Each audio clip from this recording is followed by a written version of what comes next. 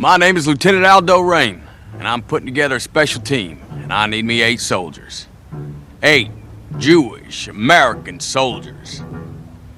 Now, I don't know about y'all, but I sure as hell didn't come down from the goddamn Smoky Mountains, cross 5,000 miles of water, fight my way through half of Sicily, and jump out of a fucking aeroplane to teach the Nazis lessons in humanity.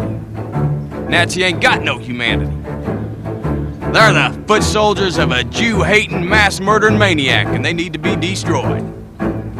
That's why any and every sumbitch we find wearing a Nazi uniform, they're gonna die.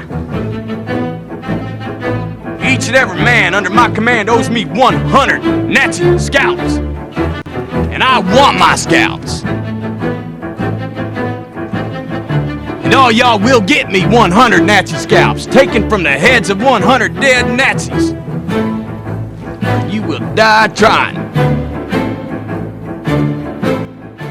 Inglourious Basterds is Quentin Tarantino's 7th film if you count Kill Bill as 2 films, which it is.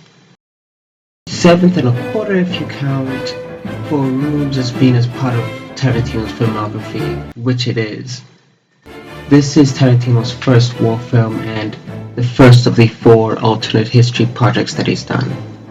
This is a film broken up into several different plot points, one of which gathers a ragtag team of Jewish American soldiers who infiltrate Nazi-occupied France. We're gonna be dropped into France, dressed as civilians. Once we're in enemy territory, as a bushwhacking guerrilla army, we're gonna be doing one thing, and one thing only. Killing Nazis. Now, I don't know about y'all, but I sure as hell didn't come down from the goddamn Smoky Mountains, cross 5,000 miles of water, fight my way through half of Sicily, and jump out of a fucking aeroplane to teach the Nazis lessons in humanity. Nazi ain't got no humanity. This film is possibly the closest that you'll ever get to a Tarantino Avengers film. It's almost like Tarantino took a propagandized 1940s American comic book and combined it with the exploitation cinema of the 1970s, and then bringing it back to just punching Nazis in the face.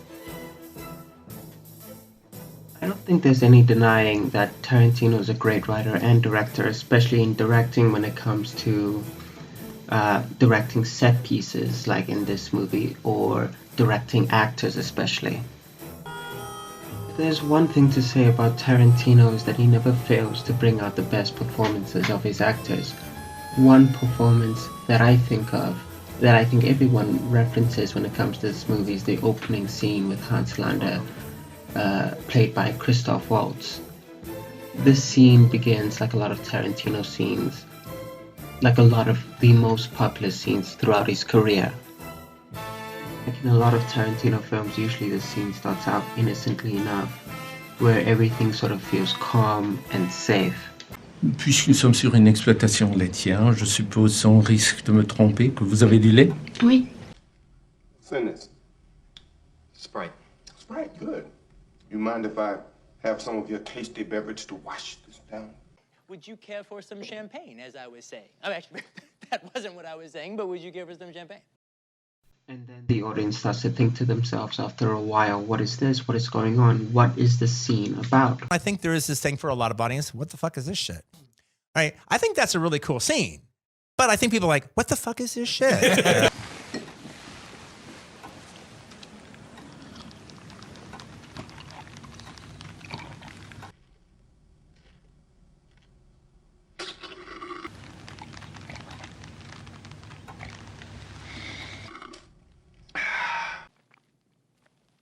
What do you say? That hit the spot. Monsieur, à votre famille et à vos vaches, je dis bravo. Then the scene grabs your attention, or something happens, like there's a proposition or there's a turn of events, then you think to yourself, well, what the hell is going on? Instead of asking yourself, oh, what is this about, you ask yourself, well, what's going to happen next? And oh shit, well, they're going further with it. Now you're kind of acclimated to the scene, all right? You're kind of stop asking, what is this shit? You kind of caught up with it now. When we got into this thing with the best intentions, really. I never... Oh, I'm sorry. Did I break your concentration? Ted, you ever see any of them old Alfred Hitchcock episodes? You ever see the one called The Man from Rio with Peter Lorre and Steve McQueen? If you saw it, you'd remember it. It's called The Man from Rio with Peter Lorre and Steve McQueen. Anyway, Peter Lorre makes a bet with Steve McQueen that Steve McQueen can't light his cigarette lighter 10 times in a row. Now, if Steve McQueen lights his cigarette lighter 10 times in a row, he wins Peter Lorre's new car. But if he does not light his cigarette lighter 10 times in a row, Peter Lorre gets to chop off Steve McQueen's little pinky. Norman and Chester here just made the same bet. You're sheltering enemies of the state, are you not?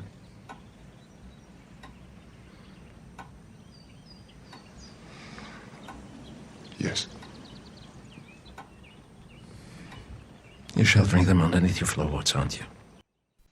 And then there's the break, there's the payoff to the scene, and in most cases, in most of Tarantino's movies where you have these scenes, it breaks up in a burst of violence. Like, oh shit, the audience they're listening now. And so it literally is just as they start paying attention to what is being said and the drama of the scene. Ah!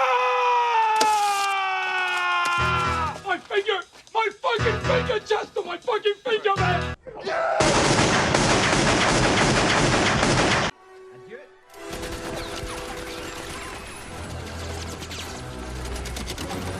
When the scene is done, you think to yourself, well, that was a great scene, that was a really good scene. But the only problem is that the next scene might not be as great, or the scene before it wasn't as great. In fact, the next scene may pale in comparison to that scene. It's like when you have uneven writing in a book or in a poem.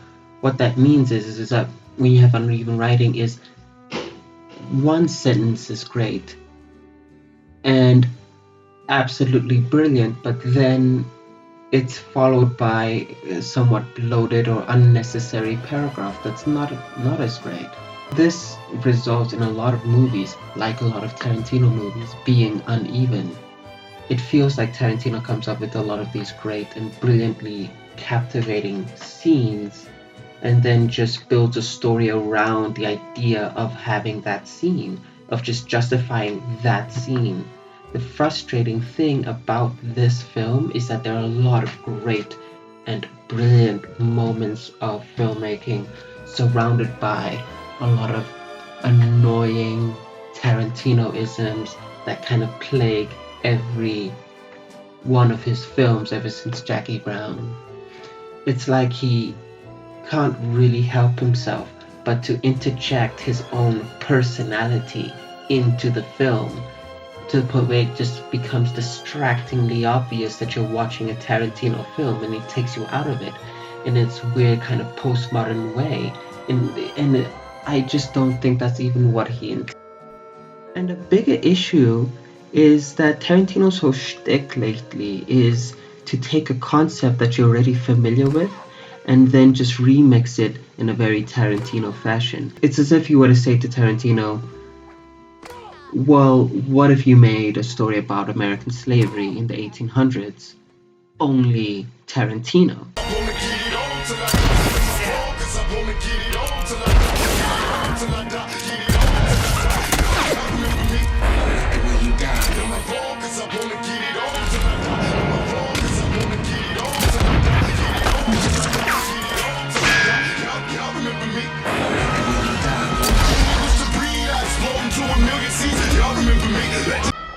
Or a Leone Western set during that same time period.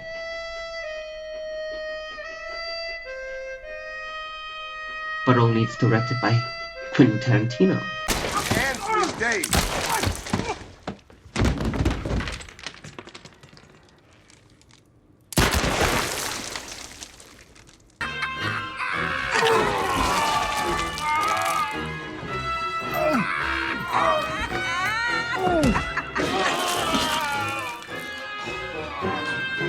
Or what if you did a Manson film about the tragedy of Sharon Tate, and it's also a romanticized eulogy of the new Hollywood era during the summer of 1969, except it has the aesthetic of Quentin Tarantino.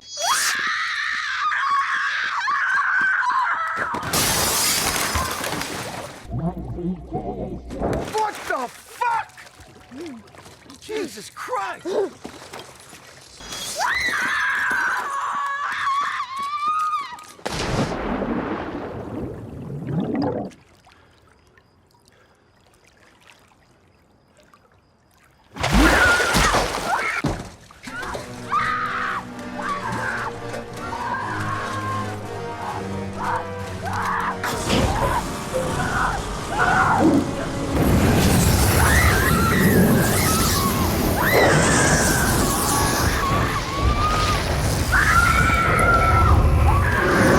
Or hey, let's make a World War II action-adventure film, but only, and here's the twist, it's directed by Quentin Tarantino.